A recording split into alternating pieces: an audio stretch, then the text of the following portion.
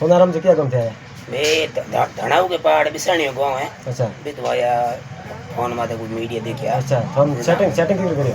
वो media media देखिया झटका मशीन का देखिया हेमराज ठाकुर ना होने उनका से बाद में कॉल की। अच्छा कॉल की देखिया बढ़िया मशीन बनाने का। प्रॉपर गांव की थारो?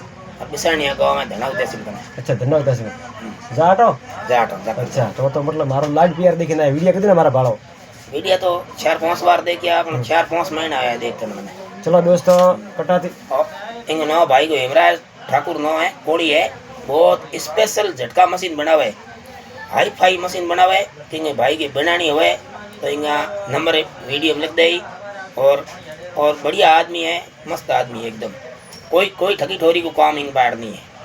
वीडियो वीडियो कटाते देखो कटाते देखता है ये साइड रहा थोड़ा की क्षेत्र लागे धनाव से धनाव क्षेत्र का कोई वीडियो भाई साहब देखता हो तो लाइक कर दो बढ़िया कमेंट कर दो लाइक करो फॉलो करो शेयर करना खोटे कमेंट मत कर दो जय बजरंग बली सब क्यों करे भले क्योंकि आ बनता आया वीडियो भाई ने ठगवानी मोनी करो भले पैसा મળે न મળે ठगी ठोरी को भाई कने कहीं काम नहीं है एकदम साधारण आदमी और सीधो आदमी है। स्पेशल वीडियो में हमारी दुकानदार उतारी भाड़ा का